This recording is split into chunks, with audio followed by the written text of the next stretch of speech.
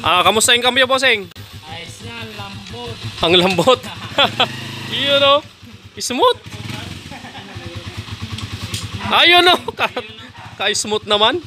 Nakuha mo, batang bata. Bossing, salamat. Okay. Ayan. From Kamiling, si bossing makakapasada na siya ng maayos. Nang walang nirereklamo sa kambyo ng motor niya.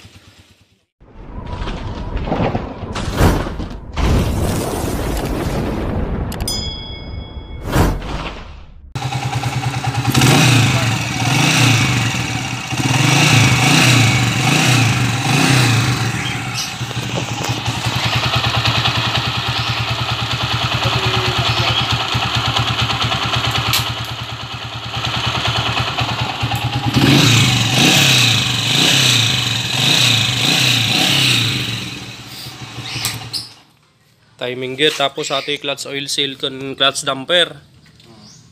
Ayun, nakalampag ay clutch damper nan. Palamisan talang na, boss.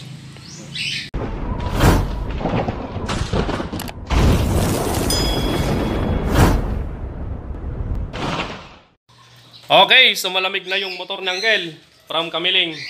So narinig nyo naman yung andar niya kanina, mga kabro. Maingay na rin. Palitin natin ng timing gear, clutch lining, tsaka clutch damper, tsaka mga oil seal, yung tagas. Ayun si Angel, oh, from Kamiling, shoutout. Umalis na yung binata niya, umalis. Nagpa-restore, Angel. Hindi, nagkuhan ng lisensya. Nagkuhan na, nagasikaso ng lisensya si bossing. So ngayon, malamig na. Baklasin na natin tong TMX 155 ni bossing. Yan. Tara. A few moments later. Alright. So ito na, mga kabro, nabaklas ko na yung motor ng Angel ni bossing. Ayun, oh. Boss, from Kamiling. Naka-renew ka na, boss, lisensya? Ayos, 10 years, 10 years. Sana all. Ayos, sana all, mga kabro. Ito na, nabaklas na natin. Nagpalit na tayo ng magneto set dahil may leak. Tapos nagpalit tayo ng timing gear. Bago yan, mga kabro. Walang kakalog-kalog, oh. Pag nagbabalik kayo ng timing gear, konting tips, siguro din nyo, kalugin nyo pa ganon. Atras sa bante. Pwede rin pauga. Kung walang uga, walang atras sa bante, goods na goods yung timing gear. Walang ingay yan, mga kabro. So ngayon, pinareboard din natin yung block dahil may kayod na, may kanal na rin dito sa bandang itaas. Ibig sabihin, kailangan nang iparibor. 0.25 pa lang to, mga kabro. Yan, ang kintab, mga kabro. Pwede kang magsalamin sa kwan. Parang noon ni Brother Pern, Okay, ito naman, TMX 125 Alpha. Napakatigas daw yung cambio. Pag pinipisil mo naman yung clutch, gumagalaw-galaw yung clutch lever mo. So yung issue niyan, 6202 na bearing. Matigas si cambio pag sira yung 6202 na bearing. At isa pa, siyempre, libre na daw yung pampalambot ng cambio kasi nabitin na yung budget ni bossing. Yan. Yun ang kagandahan, pag nabibitin ka sa budget, may libre. Hindi mawawala yung libre. Basta kayang i-remedyo, libre na yun, mga kabro. Yan, TMX 125 Alpha, motor ni bossing yun. Okay, ayan, napalitan na natin ng clutch hub, clutch boss, mga kabro, dahil napudpod yung clutch hub, clutch boss niya ito. Pinalitan na rin natin to. Ayan. Okay, so isa pa dito sa mali nila, nagdagdag sila ng friction plate. Ang nilagay nilang una dito, friction plate kagad, ganyan, oh. Yan. Okay, nagdagdag sila ng ganito. Plate kagad, hindi lining. Dapat nauuna yung lining. Lining muna bago friction plate. Okay, makikita nyo, napakanipis na, oh. Manipis na, kaya bumili tayo ng ganito, pares. Pinalitan na natin. Tapos bago na rin yung lining, bago na rin yung damper. Yan. Siyempre, bago na rin yung valve seal at piston ring, pinaribor natin. Yan, oh. Kinakabit na ni Brother Little sa bandang clutch side. Ako naman dito sa may bandang timing gear, magneto set, black cylinder head. Okay, update na lang po mamaya. Shoutout po sa mga bossing natin na yun, no? Papatune up si Kabro, TMX 125 Alpha. Okay. Yan, oh. Okay ka na, brother? Wala nang tagas yung ilong? X-ray ako kapon. Nagpa-X-ray, mga kabro. Huwag kayong nagpapaulan. Alanganin ang panahon ngayon, tag-ulan. Pag naulanan ka, sigurado, sisipunin ka. Yan. Okay. Salpak na natin to para matapos na. Okay, tapos na, mga kabro. Yan. Yun, oh. Naisalpak na natin lahat. Black cylinder head. I-tune up na lang natin. Papanda rin na natin. Tapos na rin yung TMX 125 Alpha na gumagalaw ang clutch lever at napakahirap i-cambio. Yan, sinasalpak na sa chassis. Papanda rin na mamaya. Siyempre, tetesting ni bossing yan kung anong pinagkaiba kanina at ngayon. Ano boss? Kahit hindi ka nagtanghalian, kayang-kaya mo nang ikambyo yan, bossing. Sa smooth ikambyo mamaya. Na. Okay, so ito naman, abangan natin. Abangan nyo mamaya yung andar niya kasi kanina magaspang na rin yung andar niya. So, nagpalit tayo ng timing gear, yun yung magaspang. Tapos, rebore. Alright. O, alright. Palit, clutch hub, clutch boss, lining, damper sa bandang panggilid. Tapos, valve seal, rebore. Okay? Antabayanan ng mga susunod na kabanata. Ating brother Lito Velasco. One eternity later. Alright, tapos na natin ikabit lahat ng dapat ikabit. Panda rin na natin yung TMX 155 ni Bossing from Kamiling.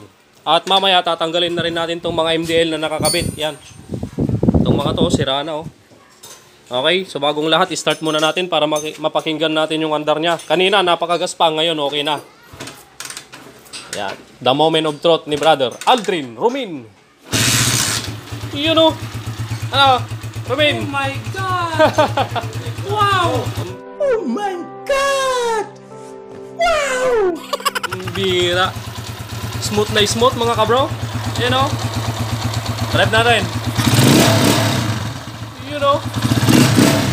Mabibrate na lang yung mga nandito sa labas mga kabro.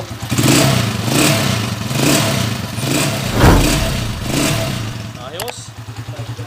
Condition na bossing. Ha? Malis na yung pusa mga kabro.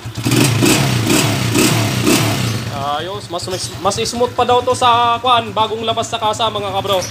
Oh my God! Ayan.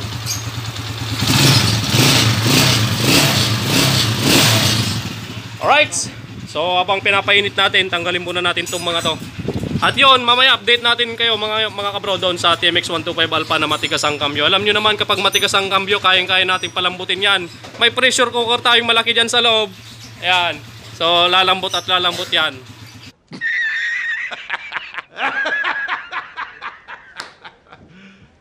You serious? Update mamaya mga kabro. Tapos na mga bossing. Ayun si bossing oh, tinetesting na niya oh. Oh. Kamusta yung kambyo bossing? Ayos na, lambot. Ang lambot. Yun oh. Smooth. Ayun oh. Ka-smooth naman. Nakuha mo, batang bata. Bossing, salamat. Okay. Ayan. From Kamiling, si bossing makakapasada na siya ng maayos. Nang walang nirereklamo sa kambyo ng motor niya. Okay, isa pa. 1, 2, 3. Yun. Boss, ingat. Yun o, kambyo. Napaka-smooth. Shout out mga kapro. Yan. Yung MIUI, ayaw mandar. Valve clearance, chinek nila. Tukod yung dalawa, intake tsaka exhaust, tukod. So ito, readjust na lang. Makakauwi na rin si bossing from Kamiling ngayon. Yan. Final, readjust. Ayun, uwi na si bossing from Kamiling. Thank you boss. Ayun yung magaspang kanina mga kabro. Yung timing gear pinalitan natin. Tapos rebore. Boss, break in. Okay, ingat. Takbong pogi. Salamat boss. Okay, ito naman. Umandar na. MIUI 125.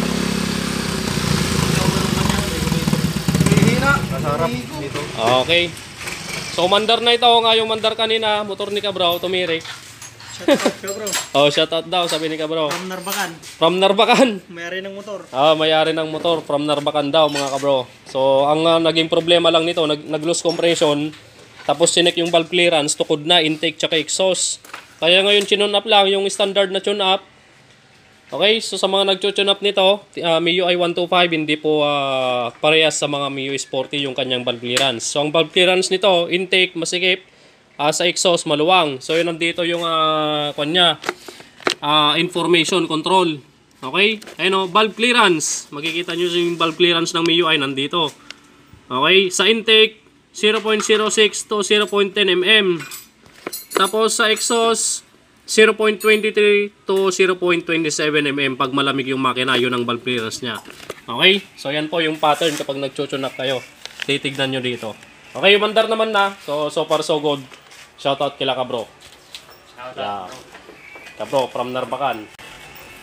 Kabro, pautang nga. Bayad, tuition bro. Pangbayad tuition. Okay, maraming salamat mga kabro. See you again next video. God bless you all. Pisal!